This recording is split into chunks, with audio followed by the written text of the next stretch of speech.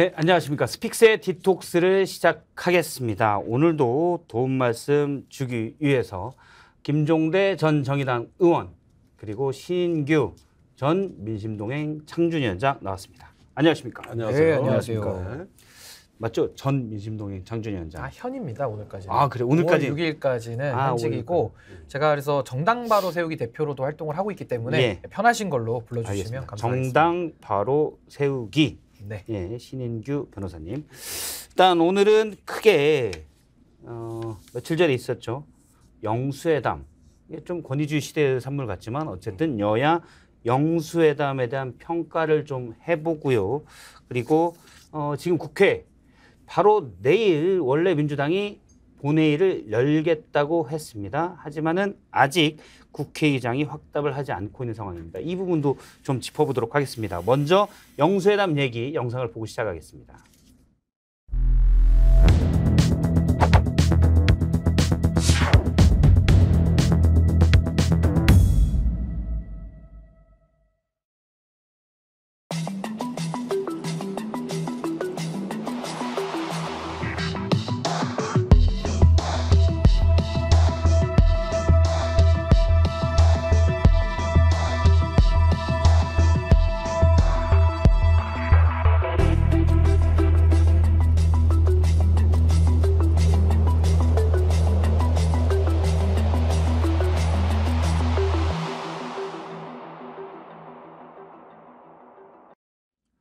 예, 지난 월요일 대통령 취임 이후 722일 만에 야당 대표 이재명 대표를 만났습니다. 영수회담인데 먼저 김종대 전 의원님은 이 영수회담을 어떻게 보셨습니까? 한마디로 평가해 주신다면?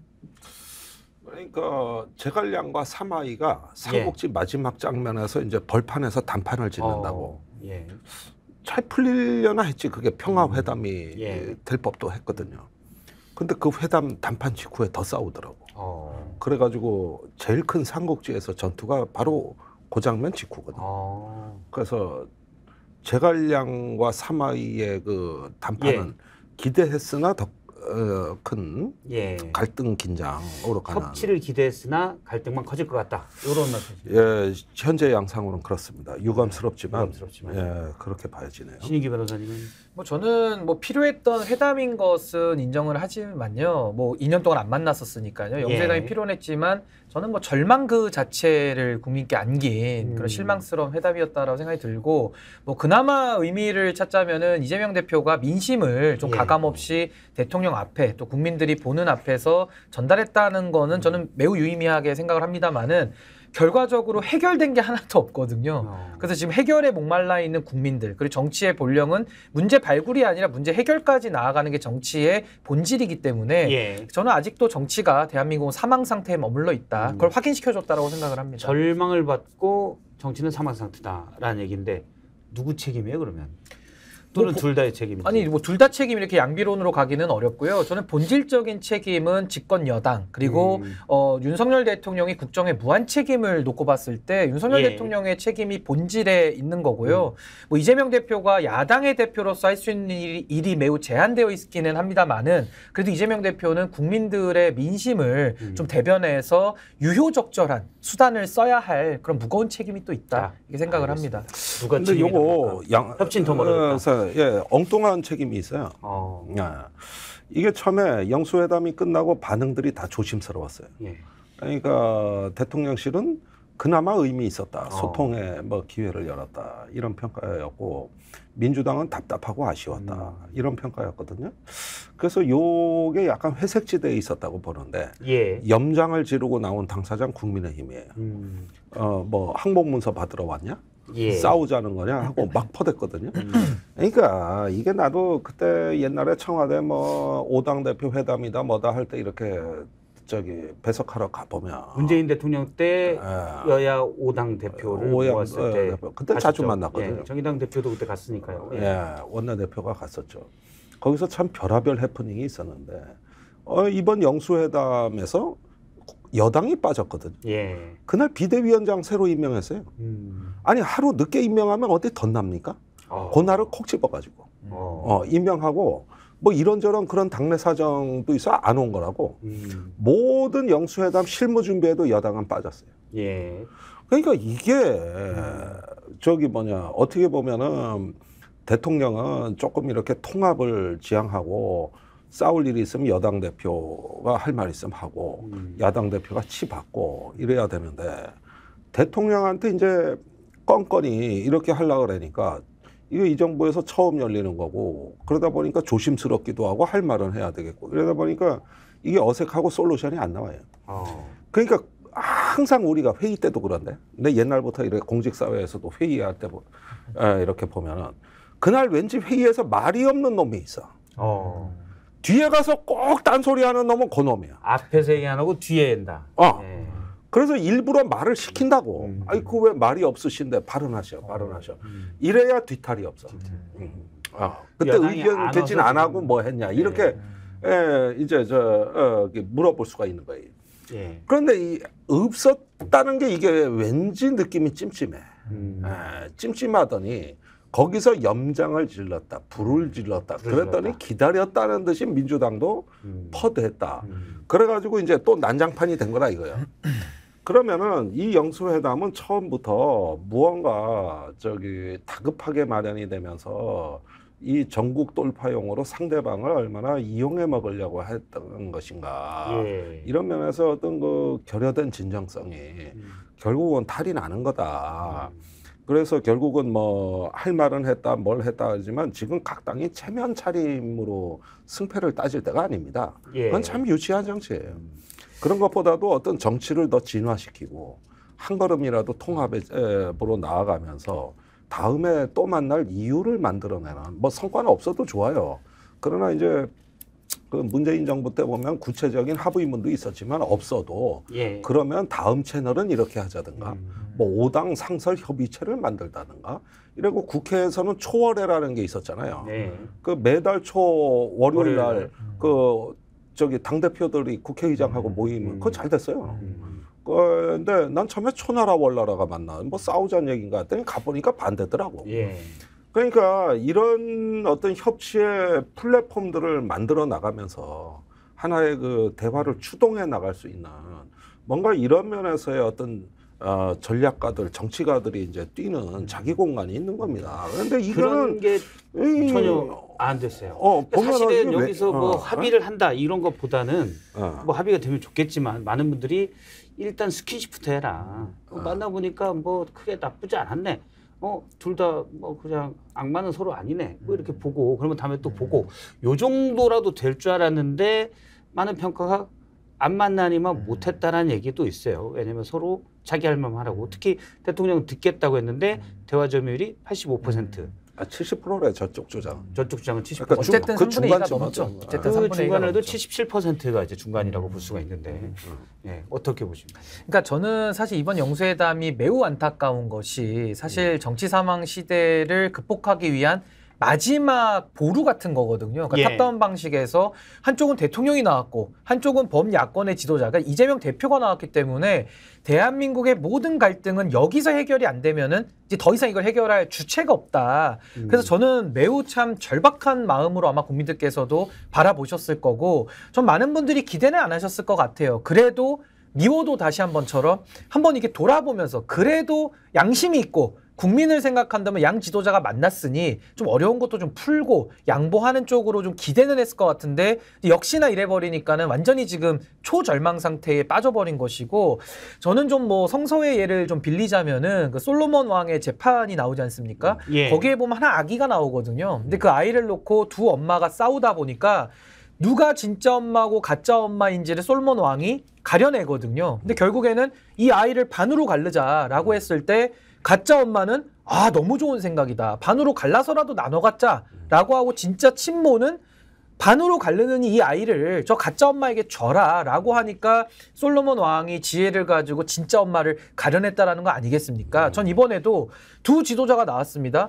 정말 국민을 생각하는 지도자가 둘 중에 하나라도 있었더라면은 뭔가 합의를 만들기 위해서 끝없는 노력을 했을 텐데 안타깝게도 그냥 아이를 반으로 갈라먹고 나온 이런 느낌이기 때문에 저는 영수회담에서 가장 중요한 국민이 빠졌다라는 점에서는 양쪽 다 뭐 이 부분은 좀 비판을 받지 않을까라는 생각이 듭니다. 일단 총평을 전체적으로 들었는데 저희가 강론 몇 가지만 좀 얘기를 해보겠습니다. 민생회복지원금 문제 이재명 대표가 줄기차게 첫째는 민생이라고 하면서 얘기했고 둘째가 이제 국정기조 전환이라고 했는데 민생이라고 했을 때는 민생회복지원금 1인당 25만 원씩 국민에게 지원하자. 물론 대통령은 원래부터 지난 국무회의 모두 발언에서 포퓰리즘 마약이라는 얘기를 함으로써 안 받을 가능성이 컸지만 요건 좀 더 그래도 약간 낮은 단계 합의라도 좀 긍정적인 발언이 오갔을성도 싶은데 대통령이 단칼에 그러니까 뭐 정확한 워딩으로 따지면 양쪽 배석자들이 얘기하기를 여권 내부에서 차라리 묻고 따블로 가자 50만 원씩 이런 얘기도 있었지만 그러면 안 된다고 단칼에 거절했다. 선을 그러니까 이렇게 표현을 했어요. 목이 굉장히 놀라운데 이 생활지원이나 긴급구제에 대해서는 국민의힘도 예. 같은 생각, 오히려 더한 생각도 있었다는 거 아니에요. 차라리 따블로 주자. 50만 원씩. 이런 것들은 우리가 눈여겨봐야 될 대목입니다. 그런데 윤 대통령이 이걸 거부하는 논리는 철학적이고 이데올로기적이라는 거예요. 이 부분의 실효성이 아니라 그런 어떤 그 현금 지원에 관한 거를 자기는 이념적으로 반대하는 거예요. 예. 그러니까 사실은 여기에는 어떤 실효성을 따져볼 이유가 없는 것이죠. 근데 우리가 이 25만 원 지원에 대해서는 사실 따져볼 여지가 많아요. 예. 이걸 갖다가 그냥 묻지마 지원을 하자 그러면 난 그건 무책임한 정치라고 봐요.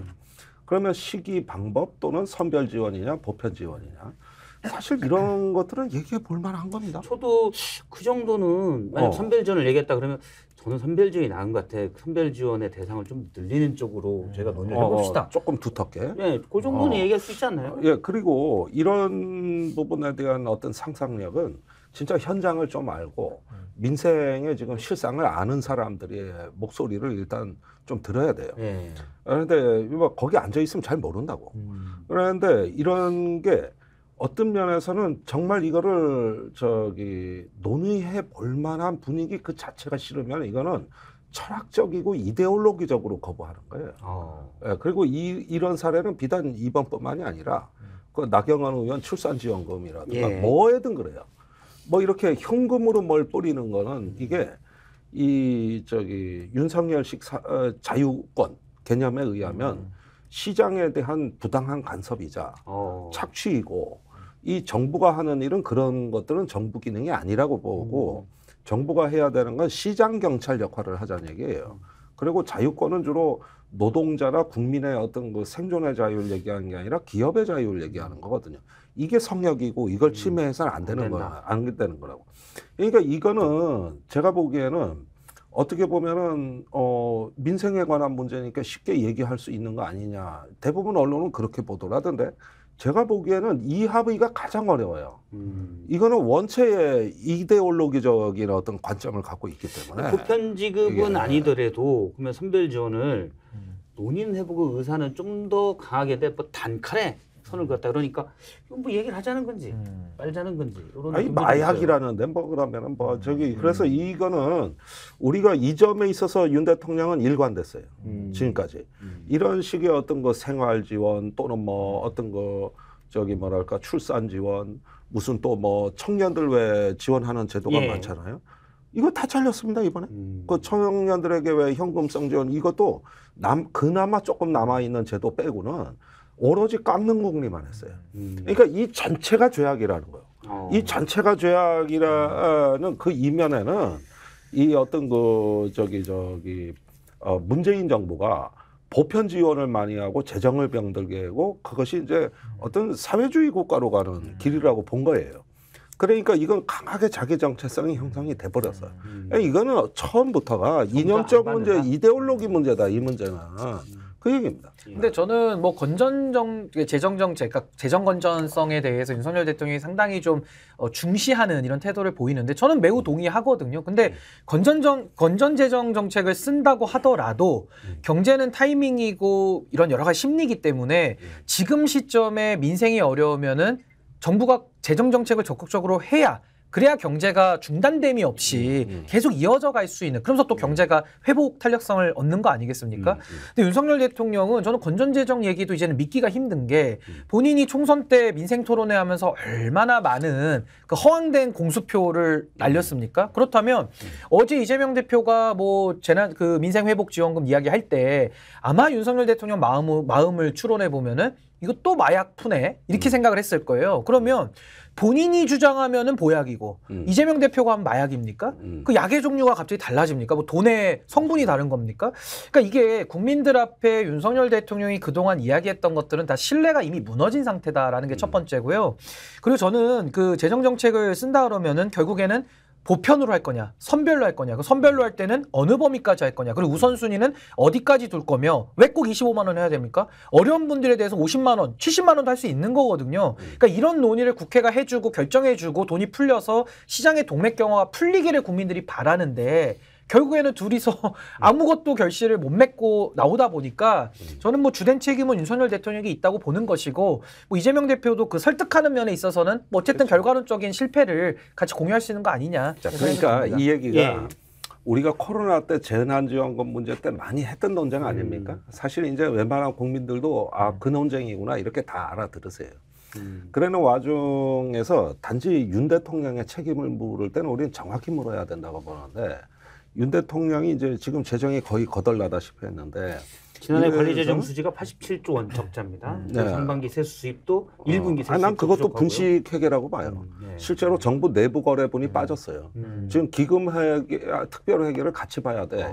그런데 본 예산의 재정 건전성으로 포장하려고 다른 기금이나 특별회계가 거덜나 있다면 이 부분까지 다시 봐야 돼. 저번에 58조 적자 그거 나 저 안 믿어요. 이미 정부 내에 그런 식으로 포장하라는 지침이 내려갔었어요. 그러니까 공무원들이 다 아릅니다, 이 얘기. 그러니까 그 저기 선별복지 이 논쟁도 우리 한만침 했고 여러 가지 했는데 그 지금 이 정부는 감세를 하면서 경기를 활성화하면은 오히려 세금 더 거친다. 이게 건전재정의 길이다. 이렇게 추경호 부총리가 주장해 왔던 거 아닙니까? 그러면 그 말에 책임을 묻는 거예요. 저기 뭐냐 어차피 방향 전환이 안 된다 그러면은 그 예측과 그 관점, 입장이 현실 시장에서 작동을 안 하고 있다는 거. 그것이 저기 시장에 의미 있는 신호를 못 줬다는 거. 여기에 대한 책임을 묻는 거죠. 본인이 그 방향을 주장한 바. 지금 사실 물론 이제 경제가 살아나고 다시 세수가 거치고 이런 것들이 바로 되는 것들은 아니지만 지금 집권 거의 만 2년이 다 됐는데 오히려 재정은 계속 적자고. 3조하고 얼마나 많이 들었습니까? 그렇죠. 그러면은 이 정도면은 책임을 물을 만한 상황이다. 아니 근데 지금도 거꾸로 써요. 뭐 수출이 회복됐다, 반짝 경기다. 아니 워낙 그 동안에 죽 쓰고 있으니까. 저기 뭐냐 정상으로만 회복돼도 엄청 늘어난 것처럼 보일 뿐인 거지. 그래서 이런 부분에 대해 가지고 참 뻔뻔한 대목은 뭐냐면은 자기가 국민들한테 이렇게 약속했고 이런 논리로 회복이 된다고 얘기를 했으면은 안 되면은 안 되는 부분에 대한 좀 책임을 통감하는 얘기가 나와야 되는데 다 대외 여건이 안 좋아서래. 오로지 이유는 그거 하나예요. 그럼 문제는 뭐 좋았습니까 그게? 지금 뭐 대외적으로 볼 때 우리나라가 상대적으로 안 좋은 그러니까 성적이 안 좋은 다른 나라가 다 좋고 다 나쁘고 그럼 우리나라도 같이 코로나 때 이럴 때 그럴 수 있지만 지금은 이제 미국이 우리보다 경제 성장률이 더 높아요 작년에. 일본은 아닙니까? 대만은 그렇죠. 아닙니까? 그렇죠. 인도는요. 우리 지금 저기 맨 바닥이에요. 그러니까 이런 부분이 그동안 얘기했던 낙수 효과라든지 뭐라든가 이렇게 얘기를 했으면 그 얘기한 것에 대해서는 어떤 자기 기준으로 평가를 해야지. 그런데 저기 뭐냐 다 대외적인 여건 때문에 그랬다 그래 버리니. 아니 자기가 말한 기준이 분명히 있고 이유가 나오는데 그게 왜 저기 면책이 됩니까? 그걸 가혹하게 물어야 되는 거예요. 그러니까 저는 보수 철학에 입각하더라도 우리가 자유시장 경제를 굉장히 중요하게 여기잖아요. 근데 시장 경제라는 것이 자유방임은 아닙니다. 결국에는 정부가 정부의 역할을 또 제한적으로는 해줘야 되는 거거든요. 만약 그게 아니라 그러면은 시장에 다 맡겨놓고 보이지 않는 손이 알아서 하지 정부가 존재할 이유가 뭐가 있습니까? 그래서 저는 보수의 철학에서도 지금은 윤석열 대통령이 뭔가 본인의 고집을 부릴 때가 아니라 정부의 적극적인 역할을 좀 고민해야 될 시기다라는 생각이 좀 듭니다. 사실 밀턴 프리더먼의 책을 신봉하시는데 그 책이 좀 오래된 책인데 요즘 트렌드랑은 조금 떨어지고 있는데 업데이트를 하셔야 될 것 같아요. 일단 뭐 부자감세, 예를 들어서 뭐 금투세 폐지나 이런 부분들은 거기서 세수 부족이 약 2조 원, 2조 원 가까이 된다. 이런 지적들이 있지만 어쨌든 지금 대통령이 그렇게 하고 있습니다. 이태원 특별법에 대해서 여야가 본회의에서 합의 처리하기로 했습니다. 몇몇 내용에 대해서는 이제 약간 수정안을 알린다고 합니다. 대표적인 게 이제 불송치되거나 수사 중지된 사건에 대해서 민간조사위원회가 조사를 한다거나 또는 압수수색 영장을 청구 의뢰할 수 있는 그런 부분들이 있었는데 이 부분을 현재 나와 있는 소식까지는 삭제하기로 지금 얘기된 것 같습니다. 오늘 오전에 협의한다라는 얘기가 있었는데 이제 여야 원내대표 협의한다고 했었는데요. 이제 합의 처리하기로 얘기가 된 것으로 보입니다. 이 부분은 어떻게 보십니까? 아니 근데 저게 왜 독소 조항입니까? 그건 뭐 언론에서 그러니까 이게 표현을 그렇게 한 것 난 같아요. 저것부터가 문제라. 그리고 사실은 어떤 그 강제력이 없는 조사라는 게 우리가 한계가 있다는 거는 그동안에 여러 어떤 그 사건을 국회가 국정조사하고 하는 데서 수없이 봤던 거거든요. 예. 근데 이걸 독소조항이라 그러면서 여전히 어떤 이 어떤 그 수정안에 있어서도 여전히 어떤 방탄 기조가 흐르고 있다는 데 대해서는 내가 개탄을 금할 수가 없고 지금쯤 참사 희생자 그 가족들이 저거 보고 기뻐하실 리가 없어요. 그러니까 이런 부분을 봐야 돼요. 저게 저런 식으로 합의가 됐다고 하는 것은 또 다른 그 쟁점이 되는 최상병 특검에 대해서도 다소라도 좀 다른 환경을 만들어 보고 싶은 거 아닐까? 그러니까 어떻게 보면 연계된 사안이 아님에도 각각의 독립적 가치를 갖고 있음에도 불구하고 이게 국회의 현실이 아닌가? 이런 생각이 좀 들고 또 이거는 여야 영수회담의 성과도 아닙니다. 여당은 그렇게 주장할 가능성이 있어요. 원래 이태원 특별법은 대통령이 거부권을 행사한 뒤에도 여당 내에서도 일부 안을 변경해서 합의 처리하도록 노력하겠다라고 밝힌 바가 있었습니다. 그러니까 그런 정도의 후속 조치로 해석될 가능성이 대단히 높다는 거예요.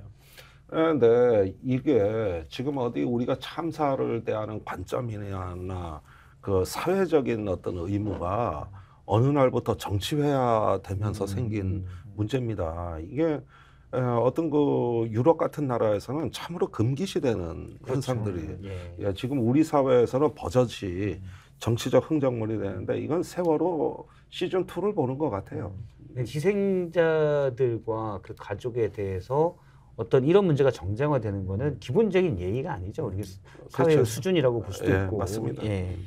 어떻게 보십니까? 저는 이제 이태원 참사 특별법에 대해서는 저는 이게 좀 세월호처럼 조사위가 유명무실화되면 안 된다라는 이제 그런 차원에서 지금 문제 제기를 하고 있는 건데 저는 좀 세월호랑은 본질적으로 좀 사안은 다르다고 생각을 해요. 그게 뭐냐면 세월호 같은 경우에는 바닷속으로 이제 배가 침몰을 했기 때문에 그 선체를 인양하는 문제, 그리고 인양하면서 여러 가지 과정의 문제나 여러 가지를 그 보완하고 조사할 필요성이 저는 매우 강했다. 근데 거기에 대해서도 권한을 안 주니까 조사위가 유명무실하게 하면서 사실은 유족들을 더 괴롭힌 결과가 돼버렸거든요.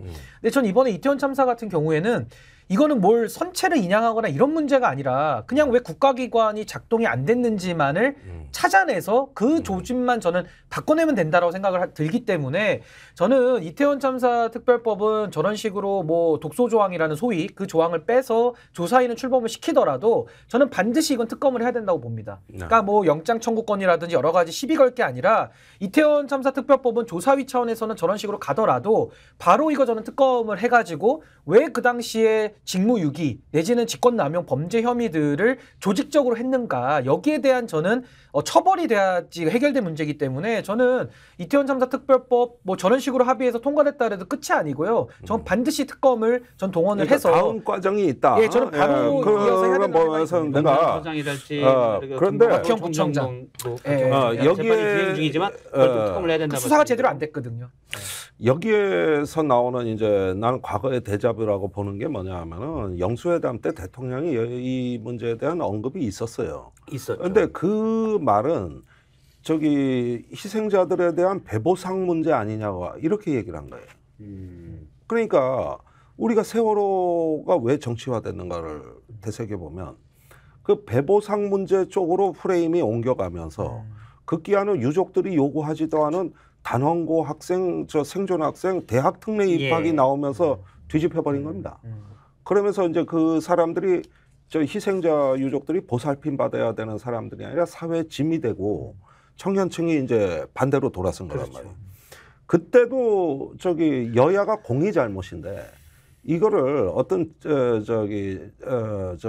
어떤 진실을 통한 화해와 치유와 통합이라는 관점으로 본 게 아니라 유족들 입 막으려면 배보상을 충분히 해줘야 된다는 프레임이 끼어들면서 세월호가 왜곡된 건데 이번에 내가 그런 식의 이야기를 대통령 입으로부터 들은 거예요.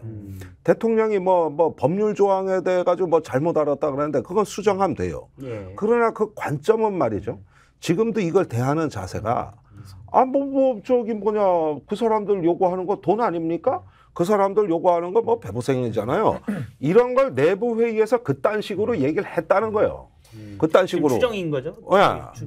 대통령이 그런 관점을 가지고 있다면 내부에서 그런 얘기가 오갔을 것으로 추정된다. 그러니까 그런 걸 그런 걸 해줘서 국가가 얼마나 세금을 써서 해주는데 왜 우리한테 자꾸 책임 묻느냐고 우리가 언제 뭐 빚진 거 있냐는 식으로 이런 관점이 문제 이게. 그래서 저는 이 부분은 저는 명확하게 해야 된다고 보는 게 길거리에서 159명이 갑자기 압사해서 돌아가신 이런 너무나도 어이가 없는 상황 아닙니까? 전 이거는 사실관계를 따지기에는 너무 명확해요. 그냥 국가가 할 일을 안 해서 돌아가신 겁니다. 그러니까 세월호랑은 제가 조금 이 조사의 차원도 구별할 수 있다는 점을 말씀드리는데 문제는 뭐냐? 과거에 성수대교가 붕괴된 적 있습니다. 그때 국무총리가 사의를 표하고 사퇴했거든요. 근데 저는 지금 이 이태원 참사라는 이 사건을 우리가 지금 2022년도에 겪었잖아요. 지금 2년이 이제 횟수로는 지나갔는데 한덕수 총리 그대로 있죠. 이상민 장관 그대로 있습니다. 윤희근 경찰청장 그대로 월급 받고 있고요. 김강호 청장 있습니다. 그리고 오세훈 시장 그대로 있고요. 박형구 청장 그대로 있습니다. 이런 나라가 제대로 된 나라라고 할 수 있습니까? 국민의 생명과 안전을 이렇게 해서 보장할 수 있습니까? 저는 세월호와 다르기 때문에 전 이태원 참사 특별법 이대로 통과되더라도 전 국회가 지체함 없이 바로 특검을 이거는 도입을 해서 지금 독소 조항 이야기를 하고 있는데 법적으로 해결을 하자고요. 그래서 특검을 해서 바로 이거는 관련자들 그리고 그 수사를 축소하고 덮었던 검사 경찰들까지도 전 싹 다 이거는 조사를 해서 아예 발본색원해야 된다라는 생각을 가지고 있습니다. 대통령이 사실 대통령을 하겠다는 우리나라의 사람들은 기본적으로 이 사람에 대한 연민이 있어야 되는데 그게 좀 없는 것 같아요. 그 맹자가 얘기한 측은지시 말이에요. 그렇죠. 그게 있어야 되는데 없는 것 같아서 대통령도 이제 참사 이틀 뒤인가요 가서 원인이 뇌진탕이라고 했고 사실은 또 심지어 마약 마약 수사로 그거는 이제 일부에서 나왔죠. 하려다 못한 거지. 그렇죠. 대통령 언급. 근데 거기에 대해서 아픔을 전혀 느끼지 않는 듯한 모습. 근데 지금 아까 말씀하신 관점도 사실은 본인이 집권 기간에 일어났던 참사에 대해서는 법적으로든 도의적으로든 그건 또 따져봐야 되겠지만 일단 책임감을 느끼는 게 인지상정이잖아요. 근데 그거를 안 느끼는 것 같아요. 그러니까 근데 그런 대통령이 자세가 지금 해병대에서도 또 나오고 있다. 같은 거고 저는요 지금 그 이태원 참사 유족들이 꽤 많으시잖아요. 이분들을 한 번도 안 만났다라는 것은 앵커님 말씀하신 대로 이 공감 능력이 완전히 제로다. 이거를 그대로 반증하는 예입니다 지금. 이 박희영 그 용산구청장도 유족들이 이제 용산구청에 가서 시위를 많이 했는데 아예 바리케이트를 치고 어떻게 그럴 수 있는지 더구나 담당 구청장이 저는 그거 정말 납득해요. 제가 왜냐면 그때 특보를 했었거든요. 바로 이제 집에 있다가 바로 소식 듣고 회사 나와서 특보를 저도 놀랬던 게 처음에는 저거 큰 사고구나. 희생자가 꽤 있겠구나. 근데 계속 브리핑하는 걸 제가 라이브로 중계를 하는데 이 사실 딱 방송 들을 때 라이브로 중계할 때 한 1분, 2분 전에 현장 취재가 이제 얘기가 와요. 몇 명이 희생자인 것 같다. 브리핑 판을 보니까 그 친구들은 깜짝 놀랬거든요. 근데 그런 정도의 참사인데 거기에 대해서 이렇게 하는 건 정말 말이 안 되는 것 같아요. 치안 경비하고 관계 없는 문제라고 그랬고 뭐 축제도 아니라 그랬고 별하별 얘기를 다 들었는데 행정학 교수들이 가르치는 것 중에 사이버네틱스 모델이라는 게 있어요. 예. 여기에서 이제 위기 시의 공무원들의 그 행동의 사고 방식 유형을 예. 여러 가지를 했는데 그 중에서 이제 그 위기 관리에 실패하는 사고 유형에 이런 게 있어요. 공무원들이 처음에는 사태 수습을 자기가 통제하려고 한다. 절대 민간이나 제3의 세력이 끼어들지 못하게 그거부터 막는다. 입틀막 한다는 거예요. 예. 두 번째는 사태 이후에 책임질 부분을 사태가 마무리되지 않았는데 그것부터 계산을 한다. 나한테 쏟아질 비난. 내 양이 얼고 누가 책임져야 되는가. 벌써 그거에 대한 그래서 세월호 때 그거 사진 촬영 잘해놔요. 뭐 동영상 남겨줘. 구조지신 안 나오고 출동했다는 그거 그렇죠. 근거 남기라고 벌써 청와대에서 막 나오잖아요. 그게 벌써 사태 이후에 대해서 굉장히 이걸 유사 통계 감각 기간이라 그러는데 인간의 뇌가 굉장히 빨리 작동한다 거야. 수습보다는 책임, 본능 같은 거죠. 내가 면피하기엔 어떻게 또 그것도 뭐 본인만 살려고 하는 그런 걸 수도 그렇죠. 있겠네요. 일단 내 책임을 어떻게 말해. 그런데 박근혜 대통령 청와대 때 실제 그런 일들이 예. 쫙 나타나는 거죠. 그다음에 이제 세 번째 성과 부풀리기예요. 그래가지고 뉴올리언즈에서 그때 주 방위군이 예. 구한 게 사실 한 명도 없잖아요. 그런데 실제는 민간인들이 요트 동원해서 건져냈거든. 대홍수 때.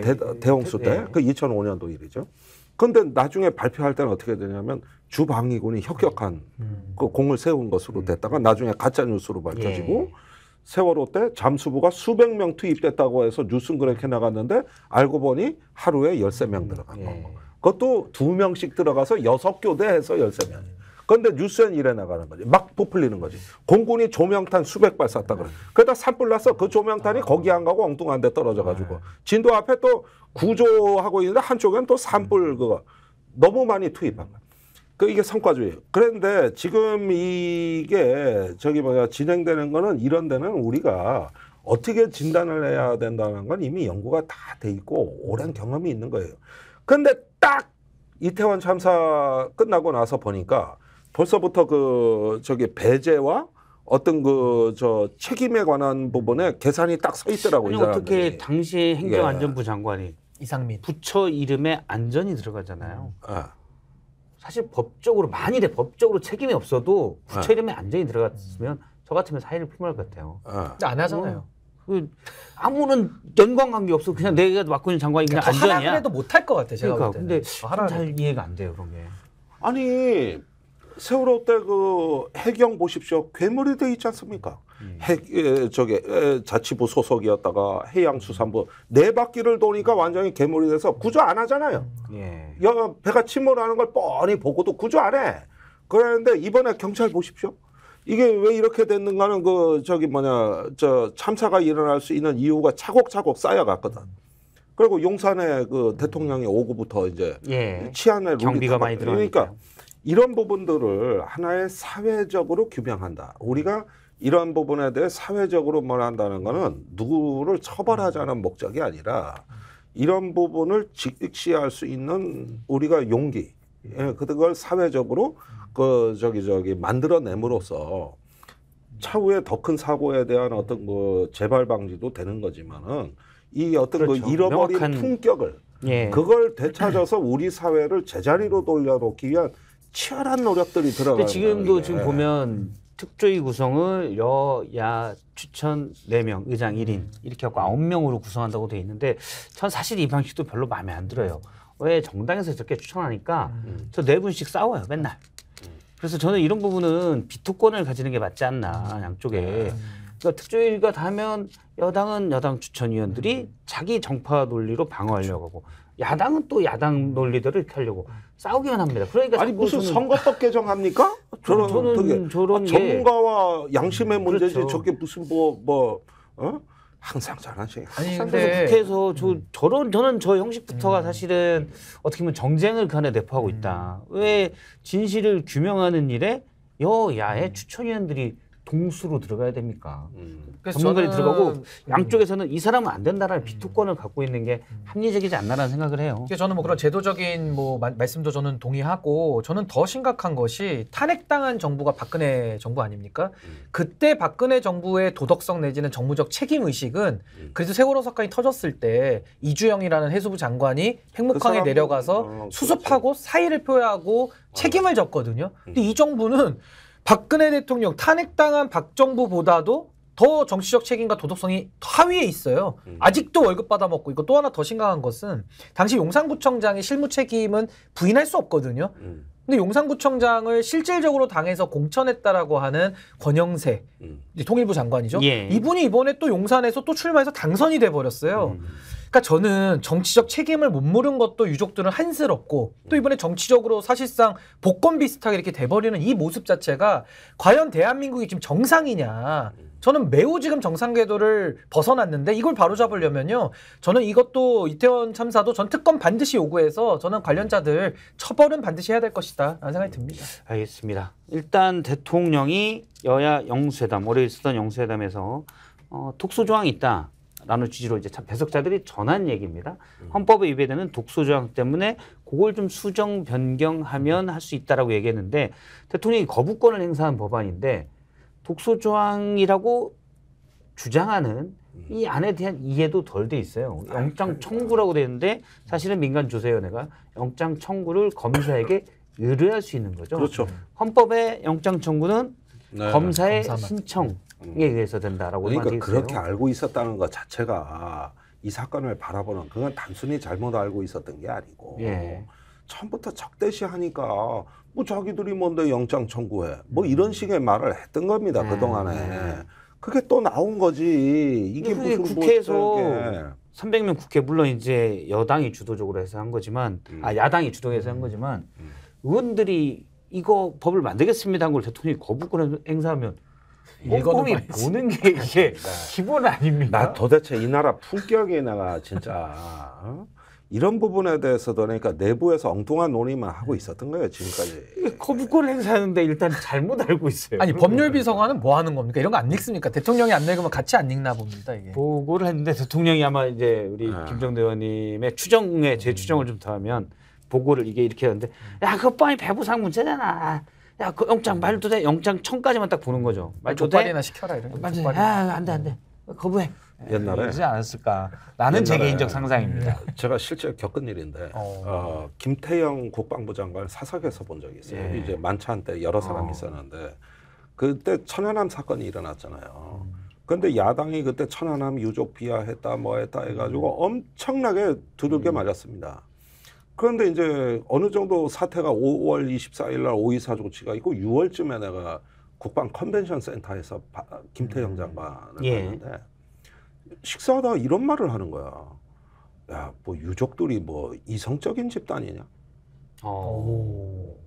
말이 통해야만 만나지. 뭐 이러는데 만났던 사람이 그 유족들 이용해서 정치해 먹고 실제 와서 만찬 때는 이렇게 얘기를 하는 거예요. 예. 위선적인 태도를. 내가 그때 뻥한 게 저기 야당 쪽에서 그동안 유족들 그렇게 비하했다고. 예. 참여연대 같은 데는 초토화됐잖아요. 그런데 이 사람들은 더 하구나. 그런 걸 보니까 정치적으로 이용해 먹을 땐 정권이 이용해 먹는데 이게 오랫동안 그 어떤 그 우리나라에서 어떤 권위의 정점에 있던 그 관료 엘리트들이 이 어떤 이렇게 사고를 하는 걸 이걸 보니까 이게 완전히 저기 뭐랄까 야당보다 더 하더라고요. 왜냐하면 지들이 비용 쓰고 시간 쓰고 피곤하니까. 그래서 이런 문제들 내가 정리해가지고 야당에 많이 알려주고 문재인 정부 때 그러니까 이해람 중사가 사망했을 때 서욱 국방장관이 이해람 장사 부친을 수도통합병원에 가서 7번 면담했습니다. 부를 때마다 갔어요. 장관이 그렇게 뭐 한가한 사람도 아니지만 그 다음에 가서 거기 먹고 자고 하는 그거부터 하고 또 무슨 얘기 또 어떤 수사나 징계가 있으면은 아버지가 얘는 왜 처벌 안 했냐 왜 넣냐 그거 답변 다 하러 갔습니다.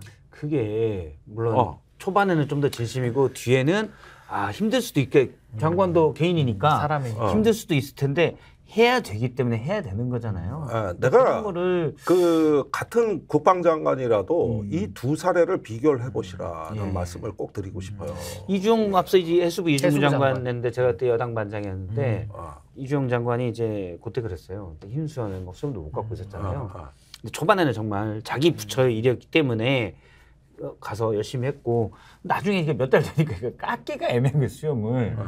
그래서 어제 다른 국회에서 다른 자리에 가야 되는데 보좌관한테 물어봤다고 하더라고요. 이거 좀 깎으면 안 될까? 그랬더니 보좌관이 그냥 일단은 계속 계시라. 또 그런 것도 장관 또 신경 써야죠. 그럴 수도 있다고 봐요. 아이고 당연히 뭐 그렇죠. 저기 다른 장관 업무가 있으니 난 그럴 수도 있다고 봐요. 그런데 맞아요. 저도 우리가 보는 건 그 태도거든요. 실제로 본심이 그럼요. 뭔가 드러나는데 뭐 이걸 보는 것이죠. 알겠습니다. 일단 이 부분 이태원 특별법에 대해서 여야가 합의해서 내일 본회에서 처리하기로 했습니다. 그런데 우리가 여기서 주목할 건 하나 더 있습니다. 내일 본회의가 열릴 것으로 현재 속보 나와 있는 것으로 보입니다. 내일 본회의에서 이태원 특별법을 합의 처리하기로 했기 때문에 본회의가 열리겠죠. 그러면 내일 올라갈 법안들이 또 좀 있지 않습니까? 제일 중요한 건 누가 뭐래도 최상병관입니다. 지금 오후까지도 김진표 의장의 명확한 입장이 지금 이 순간에도 내 뉴스 검색해봐야 아직도 안 나왔어요. 아직 안 나왔어요. 아니 여야 합의해오라는 그걸 우리가 마지막 입장으로 알고 있습니다. 그리고 본인은 저기 4일부터 13박 15일간 떠나겠다는 거 아니야? 중남미로 떠나는 거죠. 미국으로 해서 남미로. 아니 이런 황당한 그동안에 작년부터 우리가 그 많은 사람이 투쟁하고 이 총선 민심으로 해가지고 겨우겨우 여기까지 왔는데 이 특검이 그동안 얼마나 많은 우여곡절인데 이분 천하태평이에요 지금. 난 이런 황당한 걸 내가 정치 30년째 들여다보면서 내가 어디 비교할 만한 사례가 있나? 그래서 오늘 박지원 전 국정원장이 동물의 아이다. 제가 완곡법에 얘기하면 도구선이라 그랬지. 도구선이라고 얘기를 유튜브에서 박지원 전 원장은 이제 방송이 안 켜준 줄 알고 아직 시작 안 한 줄 알고 유튜브에서 아직 시작 안 한 줄 알고 얘기하고 봤는데 알았어요. 근데 말을 그랬죠? 그렇게 한 거예요. 이거 방송 안 나가는 거예요? 이렇게 뒤늦게 물었는데 일단 얘기해놓고 사실은 그게 지금은 그거 삐 소리로 돼 있어요. 지금 떠 있는 거예요. 걔까지는 알긴 들립니까? 아니 그러니까 다 삐 소리로 처리했다니까. 걔도 안 들리고 그냥 삐 소리. 걔 정도는 해주지 그냥. 글쎄. 걔까지는 해도 될 것 같은데. 걔들이 화나게 생겼어. 알겠습니다. 걔한테 미안합니다. 좀 진짜. 그러니까 김진표 국회의장도 사실 뭐 놀러 가는 거죠. 지금 뭐 하러 가는 겁니까? 근데 일단 국회에서 할 일은 하고 가야 되는 게 맞지 않나. 아니 근데 이렇게 중요한 사안이 있으면요. 뭐 해외에 나갈 일이 있을 수 있잖아요.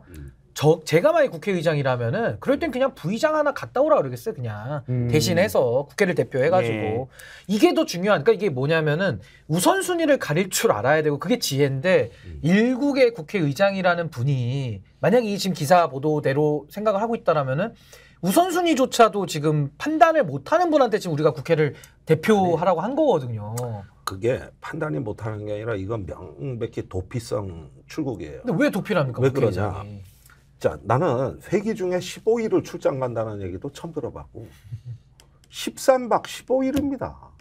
그다음에 이동 거리를 보니까 미국에서 남미까지인데 세계 일주네요 거의. 무슨 신대륙 탐방합니까? 그것도 중남미를 다? 북남미를? 그건 이제 의장 끝나시고 6월에 가면 될 것 같은데 개인 돈으로 돈 얼마 든다고. 아니 근데 거기 공식 회의가 있는 건 맞아요. 아니 그렇다 치더라도 지금 이게 동선을 보니까 미국부터 남미까지 훑는 거예요. 그리고 15일이라는 난 이런 출장도 내가 회기 중이 아니라 하더라도 들어본 적이 없는데 심지어 회기 중에 이런다는 걸 내가 들어본 적이 없고. 일단 김진표 국회의장은 못 가는 걸로 해야 되겠네요. 그다음에 이런 쟁점 법안이 있고 겨우겨우 여기까지 왔는데 여야가 합의나 해라 이렇게 해서 이제 이야기하는 폼을 보면은 이게 아무리 김진표 의장이 보수 성향이 있고 회색지대에서 많이 주로 정치를 해오셨지만 민주당 출신이죠. 나는 이해가 안 가는 게 우리가 모르는 뭔 이유가 있나 하고 의심할 수밖에 없어요. 아니 도대체 이런 이상한 출장에다가 그러니까 하필이면 5월 2일 날 처리가 안 되면은 안 되게끔 출장을 가는 거거든. 예. 아니 그래서 저는 이게 10일까지 원래 해도 되는데. 아니 그래서 저는 국회의장이 임기가 2년이잖아요. 예. 국회의 대표자입니다. 국민의 대표의 대표돼요. 근데 저는 사실은 지금까지 이렇게 2년 동안 해오면서 마무리가 정말 좋아야 되는데 이게 완전히 마무리를 좀 엉터리 할 것 같은 이런 조짐이 보이는 거고요. 저는 최소근 특검도 이렇습니다. 아니 여야가 합의가 안 되겠죠. 그럼 국회의장이 뭐 하는 자리입니까? 불러다가 밥을 먹이든 김치찌개를 먹이든 뭘 해서라도 여야의 원내대표들을 설득해서 그렇죠. 중재안을 만들고 그걸 올리는 노력하라고 국회의장 월급 주는 거 아닙니까? 그 많은 보좌진들 붙이고. 근데 국회의장이 그냥 나 몰라라요, 배째라. 아이 뭐 합의 안 돼? 그럼 난 몰라. 외국 갈게. 예. 아니 기본이 안 된 합의가 거죠. 안 돼도 상정이 가능한데 그렇죠. 안 됐으니까 해야 직권 되는 상정도 거고. 있고. 그렇죠. 뭐 네. 국회에서 이건 권리거든요 원래. 최대한 노력을 그 해서 합의안을 만들고. 다수가 이거를 안건을 올리겠다 그러는 건 원래 의장이 막을 권한이 있는 게 아니에요. 국회의장은 그런 권한이 없고 이거는 의무입니다. 의무. 예. 자기 역할인데. 그리고 법에 따른 그 지금 절차를 하자는 거지 무슨 의장의 결단이 필요합니까? 그런데 저런 태도예요. 저런 태도. 안 하겠다는 임기 거. 말에 어차피 원래 잡을 때는 별일이 없겠지. 이미 다음 국회의원도 뽑혔고 본인도 이제 어떻게 보면 정치인의 생활을 마무리하는 거 아닙니까? 그렇지 은퇴지 그래서 뭐 말년 겸해서 경장이요. 마지막에 한번 쭉 북중미 한번 쭉 돌겠다. 이제 물론 가기 전에 언론에서 비판을 하고 그러겠지만 이건 외유다 비판하겠지만 욕먹을 각오하고 가겠다. 그거까지는 제가 어떻게 그럴 수 있겠다고 이해를 해요. 티켓도 다 사놨고. 지금. 티켓도 다 사놨고 사놨어요. 같이 가기로 한 사람 다 있고 네. 누가 뭐 사오라고 선물 명단도 받아놨고 그러면은 하는데 언제 지금은 가보겠어 이러고. 지금은 그 시기가 아니잖아요. 지금 5월 마지막 국회에서 21대 국회에서 처리해야 될 일들이 산적해 있고 국민적 관심사가 아주 높은 일들이잖아요. 아 내일 모레 아버지 암 수술하는데 고등학생 아들이 저 수학여행 간다는 얘기지 이게. 불효자네, 그렇죠. 불효자. 그러니까. 그래서 이거는요, 지금 김진표 의장이 이거 보고 계시면 바로 그 해외 지금 일정 있잖아요. 부의장을 보내드나 못 간다고 얘기를 하는 게 좀 맞다고 보고 그렇죠. 비상 대기를 해야 됩니다. 왜냐하면 대통령이 거부권을 쓸 가능성도 매우 높기 때문에 그럼 바로 또 이제 제2에 붙여야 되잖아요. 점점 끌면 안 되거든요. 그러니까 저는 김진표 의장이 지금은 비상 대기를 국내에서 할 때지 해외에 나가서 그 잠이 오겠습니까? 음식이 그러니까. 목에 넘어갑니까? 그렇죠. 예를 들어서 말도 안 되는 거죠. 앞에 전반기 일정만 취소하면 근데 교민 간담회나 수습 예. 가능한 것들이 있으니까 이런 것들만 좀 하고 그리고 저 남미에서 열리는 회의는 그건 가겠다 이 정도 익스큐스가 돼요. 그럼요. 아니 외국 대통령들도 그쪽에 홍순하고 뭐하면 우리나라 못 오고. 그렇죠. 물론 그건 전번에 끝나고. 이제 우리나라가 독일과 네덜란드인가요? 그 방문을 안 한 거는 도대체 방문을 안 했는지 잘 이해가 안 가는. 나흘 앞두고 국빈 방문도 취소하는 판인데 이해가 잘 안 되는 취소도 있었는데 국회의장이 그렇게 가는. 이거 명확하잖아요, 사유가. 강 PD님이 요거 링크해서 네. 나중에 국회의장실에 김정대와 신인규의 그래야 편지로 됩니다. 보내주시기 바랍니다. 국회의장 아니, 밥이 저- 넘어가냐 이거예요, 밥이 지금. 아니 이제는 두 팀이 필요해요. 인천공항으로 가서 저 도주의장 막는 아. 런진표 저지조. 런진표. 이게 런진표는 오감이 딱 사는데요. 요 저지조가 플라이 진표 어떻습니까? 플라이 날아가는 거. 플라이 진표. 플라이니까 역시 개구멍만 막. 역시 신세대예요. 그러니까 파리 진표 를 해든지. 파리는 더가 붙어야 되는 거 아닙니까? 정관사 더가. 그러니까 더 파리. 아니 그런데 이건 이제 메인조고 메인. 예비 이제 선봉조가 요런. 필요한데 그건 국회의장 공간으로 가야 돼. 음. 거기서 막아야 돼. 거기서 막아야 된다. 아. 못 나오게. 못 나오게. 그럼 알겠습니다. 김종대 의원님이 좀 사령관으로 이거 좀 역할을 하시면 안 돼요? 제가 딱 많이 부대를 해봤던 해서 일이에요. 딱 제가 두 이거 개로 이렇게. 일단 다 뭐 해봤어요. 의장 사령관으로. 문제에 대해서는 저희가 일단 의견을 네. 다 모았으니까 네. 이렇게 이제 강 PD님이 링크를 보내주는 걸로 꼭 좀 해주세요. 하고 네. 그다음에 저희가 다음 영상을 잠깐 보고 뒤톡스로 넘어가겠습니다. 국민의힘 얘기를 잠깐 해보도록 하겠습니다. 먼저 준비된 영상 보겠습니다.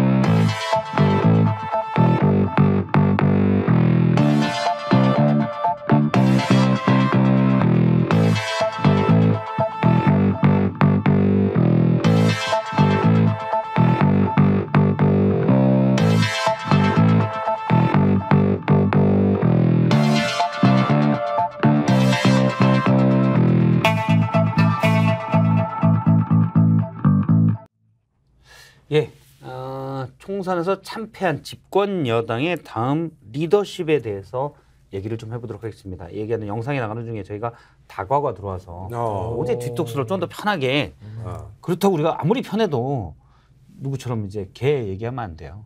그거는. 아이 저는 품격 있게 할 예정입니다. 소는 괜찮을 모르겠는데 개는 소새끼. 아이 그런 얘기하면 안 돼요. 소의 자녀.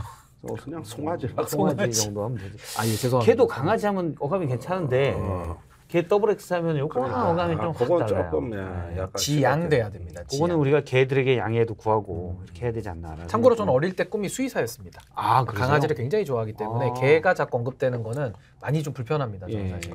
저는 뭐 개가 그만큼 인류에 친숙하다는 얘기 아닐까요? 아 그렇죠. 예. 네. 말이죠. 아니 제가 이번에 선거유세 다니면서 냉대를 많이 받았는데 강아지하고 초등학생의 뜨거운 환영은 받았지. 그건 어느 지역구 가든 마찬가지. 그거는 강통령 이렇게 막 나타나서 뭐라고 떠들고 그러면은 초등학생들이 뭐 기호 외치고 후보 이름 외치고 뭐 장터 마냥 막 뛰어오고 축구하다가 그 앞줄에는 개들이 여러 개 뛰어와. 개들이 선거권이 있어야 근데 되는데. 그 김종대 의원님을 초등학생들이 막 지지한다는 것도 저는 약간 생소하기도 하고 이유가 뭘까 궁금하기도 하고 특히 개들이 지지하는 건 제가 좀 납득이 잘 안 되는데. 그래서 나는 저기 몇몇 지역구에 훌륭한 개들을 많이 겪었어요. 네. 훌륭한 개들을 많이 포섭해 놓은 거 아니십니까? 그런데 표가 안 돼. 선거권이 없는데. 그러니까 그 개를 잡으려고 그 공원 같은 데지. 그 개 주인이 막 뛰어와서 그래서 유세가 되는 거야. 또 초등학생들이 막 뛰어오니까 엄마 아빠가 따라오잖아. 그래서 유세가 되는 거야. 그 자식 이기는 부모 없습니다. 자녀들이 또 가서 설득해서 김종대 의원이 뽑아야 된다 그러면은 또 뽑으시는 거죠, 부모님들이. 김재석 국민의힘 당선인이 이제 아이들에게 재섭이 형 통하면서 부모들을 설득했다라고 하는데 좀 비슷한 그런 혹시 개 사료를 이렇게 달고 다니시는 거 아니에요? 그건 아니지. 그거 기부행위예요. 선거법에 걸려요. 개들에게 주는 것도 상관없을 것 같은데 개는 상관없을 것 같은데요. 개는. 알겠습니다. 개 얘기는 그만하고 그 얘기 그만하시죠. 개 얘기 그만하고 고양이 개 얘기 그만하고 고양이는 절대 안 하고. 고양이는 이제 집사를 피곤하게 하는. 알겠습니다. 그러면 국민의힘 얘기를 할 텐데 일단 전당대회가 이제 6월 말쯤에 열릴 것으로 보이는데 한동훈 위원장 출마할까요?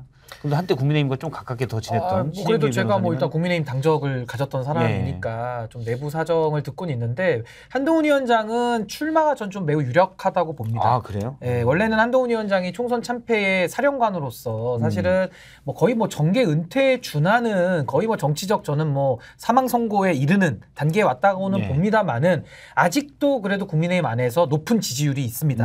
현재 이제 당원들 대상으로 조사하면 그래도 차기 리더십으로 1위로 나오고 있고 또 하나 변수는 이제 이게 홍준표 변수인데 이 홍준표 시장이 차기 대권에서 한동훈 위원장 낙마시키기 위해서 전적으로 본인을 위한 그런 사리사욕 정치를 하면서 1일 한동훈 까를 하고 있습니다. 매일 한동훈 위원장을 긁으니까 한모닝. 그렇죠. 한모닝을 하니까 한동훈 위원장이 원래 그 SNS를 안 하는데 하도 배신자라고 그 공격을 하니까 저는 국민을 배신하지 않는다면서 용기를 냈다라는 페이스북 그 장문에 글을 또 올리기도 했어요. 그러니까 이런 걸 종합적으로 봤을 때는 한동훈 위원장이 아니 총선 참패 나 혼자 잘못해서 졌냐, 왜 나 혼자 독박을 쓰냐, 나 이거 독박은 못 쓴다 이러면서 본인의 명예회복 차원에서 내지는 홍준표 시장이 자꾸 긁으니까 발끈해가지고 저는 반드시 출마를 할 것이다 라고 예상을 합니다. 그러니까 본인은 심평 변호사가 전당대회 그러니까 한동훈 위원장의 출마에 대해서 전당대회 연기를 요청했다는데 그거 아니다. 그런 적 없다라고 하는 바 있습니다.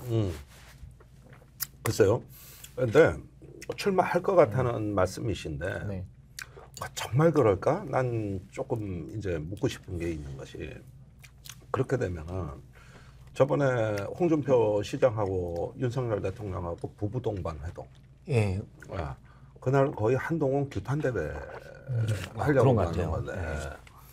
그러면은 이제 국민의힘이 이제 본격적으로 저는 영남과 수도권 간에 건널 수 없는 강이 생기고 아주 심각한 문제가 벌어질 것 같은데 이렇게 되면은 저 완전히 오이디푸스 프레임으로 가는 거예요. 이제 아버지가 아들한테 살해당하고 이런 이제 그 비극적 상황으로 가는 건데 그거를 불사할 만큼 한동훈이가 대가 세고 강하냐?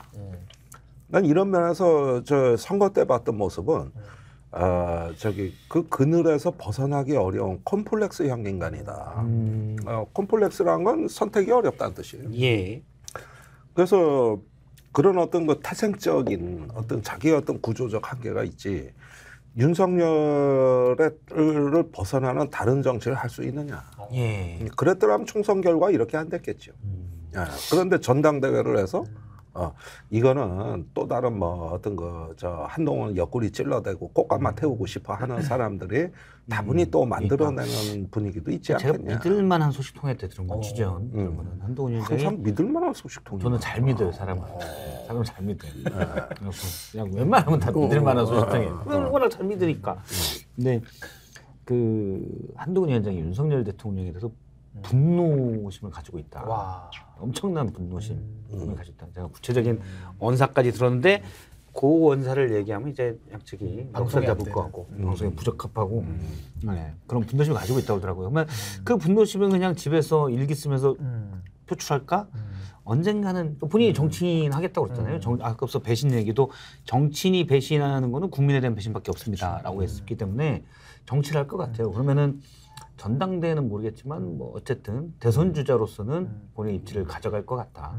아니 근데 전 아까 의원님 말씀대로 국민의힘은 이제 준내전 상황으로 빠지는 거거든요. 그러니까 수도권 중심과 영남 기반이 이제 거의 분당을 각오한 일대 결전을 해야 되는데 어차피 국민의힘은 당원 구조나 의원 구조로 봤을 때는 영남 기득권이 이길 수밖에 없는 구조입니다. 게다가 룰 자체도 당신 100%로 변경하면서 지금 대통령실에 가신 그 정진석 비서실장의 작품이기 때문에 저는 뭐 기울어진 운동장에서 준내전 상황은 이제 영남의 승리로 끝날 것이다. 근데 수도권 쪽의 대표 선수로 한동훈이 지금 차출 요구가 많이 나오고 있거든요. 거기다가 홍준표 시장이 좀 너무 좀 이런 말씀하면 죄송합니다만은 좀 너무 지저분하게 긁고 있어요. 그러니까 정치적 도의를 넘어서서 거의 뭐 인격 모멸감을 주는 정도로 긁고 있기 때문에 한동훈 위원장도 고시 출신이죠. 본인이 뭐 검사로서 승승장구했죠.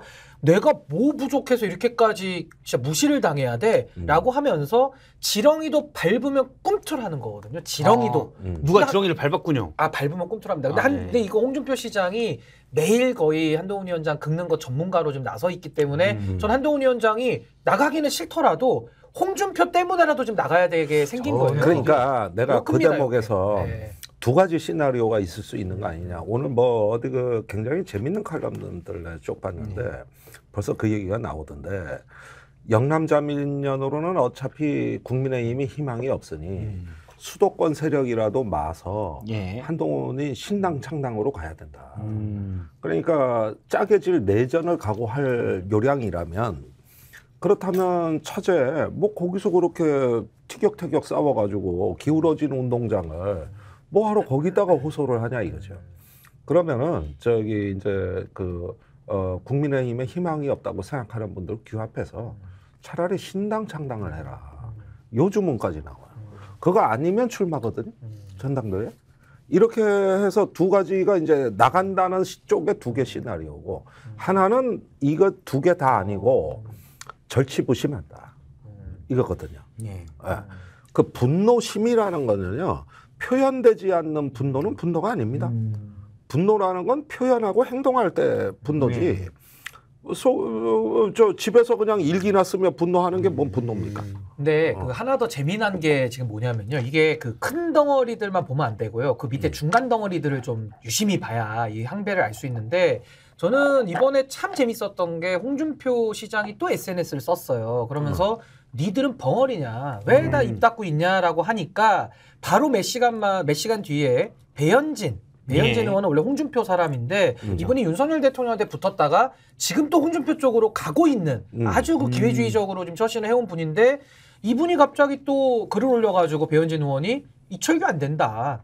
이런 식으로 찐윤 내부가 홍준표, 윤석열 요 두 라인으로 또 분화되는 움직임 속에서 배현진 의원이 무게추를 홍 시장 쪽으로 지금 또 싣고 있거든요. 이게 어떤 의미냐면 결국 홍준표 시장은 수도권과 영남을 가운데 서가지고 본인이 양쪽을 핸들링하겠다는 분인데 이 홍준표 시장에게 배현진 의원이 마치 짠 듯이 벙어리냐 얘기하니까 저 여기 있어요라고 대답을 하면서 이철규 의원을 공격했기 때문에 결국 영남 기득권도 분화되고 있고 그러면서 홍준표 시장이 지금 수도권 쪽에 있는 한동훈 위원장도 공격하고 있고 이런 약간 그 삼국지 비슷한 굉장히 지금 권력 분화가 좀 급속히 이루어지고 있다. 배현진 의원은 핵심입니다. 자체적으로 지금 그러고 있지 않나. 이제 새로운 살 길을 찾아서 가는. 근데 혼자서는 못 사는 분이에요. 그러니까 반사체이기 때문에 늘 어디 붙어서 자기 정치를 하는 분이거든요. 또 이제 저희 박정훈 송파갑 당선인과 저 지역구도 같고 비슷한 목소리를 많이 내더라고요. 이웃입니다. 이웃이고 그래서 많이 내더라고요. 그리고 저는 홍준표 시장이 한동훈 위원장을 자꾸 공격하는 거는 이거야말로 결과적인 약속 대련이 아닌가. 국민의힘에서 우리 둘밖에 없다. 나머지는 다 짰잖아. 근데 약속 대련 치고는 너무 심하게 그러니까 결과적 약속 대련. 사실 이걸로 국민의힘에서 오세훈 시장도 안철수 의원도 다 힘들어요. 2명만 부각되고 있어요. 어차피 다음 대권은 우리 둘의 경쟁이다. 이런 구도를 잡아가는 사실 한동훈 위원장도 내심 즐길 수 있어요. 홍준표 시장 아니면 지금 한동훈 위원장이 언론에 나올 수가 없습니다. 근데 홍준표 시장이 계속 불러주잖아요. 결과적으로는 득입니다. 지금 한동훈 위원장도. 그렇게 또 볼 수도 있네. 결과적 약속 대련이다. 그러니까 의도적인 건 아니지만 그렇게 이제 홍준표 시장은 어차피 한동훈 위원장이 그 여권의 대선 주자 중에 좀 잘 나가고 있는 걸 인정하고 이 상대는 나야. 나머지는 이제 다 제치는. 그러니까 이강 체제를 꾸리겠다. 이강 체제를 꾸리는 그런 전략이 아닌가 싶어요. 이때 또 한 명이 나온 분이 있습니다. 바로 유승민 전 의원. 지난 총선에서 공관위로부터 수원에 출마를 제안받았었는데 윤석열, 한동훈 누구로부터도 연락이 없더라. 전당대회는 따갈 관심이 조금 있다. 근데 룰 개정, 지금 앞서 말씀하신 당신 100% 룰 개정 이거 해야 된다. 왜냐면 그렇게 하면 안 되니까. 그 얘기를 했습니다. 어떻게 보십니까? 출마할까요? 그런데 유승민 의원은 지난 전당대회 때도 거의 뭐 출마할 것처럼 하다가 그리고 자기가 당대표 되면은 윤핵관들 공천 안 줄 거다. 뭐 이래가지고 우리 사람들 기대는 잔뜩하게 만들어 놓고 막판 되니까 말이 없어지더니 사라졌다고. 근데 룰을 바꾸니까 출마 포기했죠. 글쎄. 룰을 바꿔봐. 아니 그러니까 나는 좀 그런데 지금도 룰을 안 바뀌었지 않습니까? 그러니까 이런 면에서 보면은 저기 조금 콩으로 매줄 쓴다 그래도 왠지 조금 이분이 말은 따박따박하고 바른 말은 잘하는데 자기 몸을 던지는 정치는 아니거든요.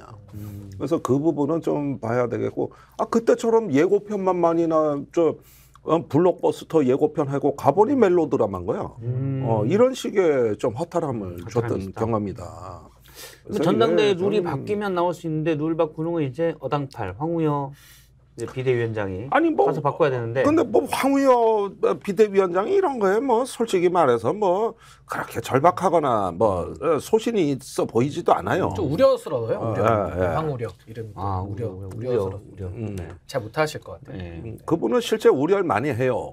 2012년에 그때 대선 때 총선 때 총선 때 그때 선거 지는 줄 알고 국회 선진화법 만드신 분이야. 맞습니다. 그때 당대표 하시면서. 근데 선거에 이겼네. 그렇죠. 괜히 만들어 가지고 박근혜 대통령 고생시킨 거 아니야. 당시 이제 박근혜 비대위가 되면서 약간 경제민주화도 얘기가 되고 선거를 이겨버렸죠. 예상과 달리. 그래가지고 오히려 야당 좋은 일 시키신 분 아닙니까 저분이? 이분이 우려가 좀 많으신 그런 분인데 그러면 전당대회 룰 개편은 없을 거다라고 보시는 거죠? 글쎄요, 뭐 있어도 유의미한 정도의 변화를 기대할 수 있을까? 난 그것 좀 의문스러워요. 10%, 20% 이렇게 넣어봐야 하나만. 아니 근데 이제 아까 제가 수도권 영남 이렇게 양강 구도다 그리고 홍준표 시장이 따로 떨어져 나와 있다라고 아까 설명을 좀 드렸는데 결국에는 전당대회 국면에선 지금 홍준표 시장의 출마설도 쏠쏠 지금 이렇게 나오고는 있어요. 이게 매우 어색하죠. 광역자치단체장이 당대표를 한 예도 많이 없고 뭐 못하는 건 아닌데 또 홍 시장도 욕심은 또 있어 보이고 그래서 그게 하나 저는 변수라고 보고 만약에 그게 아니라 그러면은 저는 영남 기득권 쪽에서는 저는 PK의 김태호 의원을 저는 당대표로 좀 올릴 가능성이 높다. 그러면 김태호, 이철규 이 찐윤 라인으로 윤석열 대통령이 당권을 더 강화하는 쪽으로 가면서 친이계의 도움을 받는 요 시나리오가 하나가 있을 거고 나이 연대설 고 있었는데 나경원은 안 한다 그러잖아요. 그거는 그냥 하는 얘기 아닐까? 아니 그래서 저는 근데 그러면 수도권 쪽에서는 유승민 대표를 중심으로 내지는 나경원 뭐 이런 분들이 이제 몸을 푸는 건데 뭐 룰적인 면에서는 사실 유승민 의원은 제가 볼 땐 룰을 바꿔도 나가도 이렇게 당선되기가 쉬운 구조는 아니거든요. 당원들의 평가에 있어서는. 그러면 나경원 의원은 좀 얘기가 다릅니다. 나경원 의원은 거의 보수에서는 약간 아이돌 같은 그 인기가 있어요. 저도 잘 이해는 안 되는데 굉장히 좋아합니다. 그래서 나경원 의원 정도는 본인이 결심을 이번에 하면 좀 자체적인 힘으로도 수도권의 그 민심 그걸 좀 반영해서 당심을 잡는 이런 구도로는 좀 가능성이 있지 않을까. 나경원 의원이 나간다고 하면 만약 이철규 원내대표가 된다면 그쪽에서 좀 지지를 해주지 않을까요? 예를 들어서 당 조직이나 이런 부분에 있어서 그래서 영남 지역에서 좀 더 이렇게 세를 모아주지 않을까요? 근데 나이연대에 대해서 나경원 의원이 일단은 관심 없다고 얘기를 하기 때문에 아마 이철규 의원이 가지는 상징성, 윤석열 대통령과 끝까지 순장조로 가겠다라는 거에 대한 전 거부감으로 보거든요. 그냥 이철규 의원이 찐윤으로 분리되기 때문에 나경원 의원이 이미지를 꽤 생각을 하거든요. 이미지를 꽤 많이 생각해서 찐윤이랑 가깝게 보이는 거를 실제 가깝더라도 가깝게 보이는 거를 조금 이미지상 거리를 두는 것 같아요. 제가 볼 때는. 뭐 그럴 수도 있겠죠. 네. 그런데 연대설은 아니지만 뭐 내가 대표는 하고 싶어 그러지 않을까 제 생각은 약간 그렇게 봅니다. 그래서 어쨌든 수도권과 영남 민심이 굉장히 강하게 이번에 좀 붙을 텐데 어차피 저도 뭐 당원 룰을 황우여 비상대책위원장 체제에서 어쨌든 정하는 거거든요. 그래서 저도 뭐 혁신적인 안으로 바꿀 거라는 기대는 없고 그냥 당심이 많이 가미된 당대표를 또 뽑을 걸로 보이기 때문에 여기서 중요한 건 윤석열 대통령이 누구를 이제 당대표 만들 힘은 없습니다. 이제 김기현 모델은 힘든데 마음에 안 드는 사람, 예를 들면 한동훈 위원장이 나왔을 때 발목을 부러뜨리는 일 정도는 할 수 있거든요. 그것도 아마 굉장히 중요한 관전 포인트 아닌가라는 생각이 좀 듭니다. 알겠습니다. 오늘 저희가 영수회담에 대한 분석도 해봤고요. 여야가 합의해서 내일 처리하기로 한 이태원 특별법에 대한 얘기도 해봤습니다. 최상병 특검법 등 국회 본회의 갈 일이 많은데 이 부분 또 어떻게 될지 지켜보겠습니다. 오늘 기톡스는 여기서 마치겠습니다. 고맙습니다. 감사합니다. 감사합니다.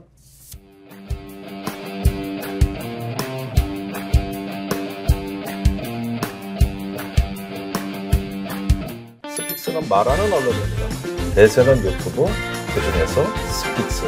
좋아요, 댓글, 구독, 알림 설정. 여러분이 저희를 사랑해 주시고 우리가 여러분을 사랑하는 4가지 방법입니다.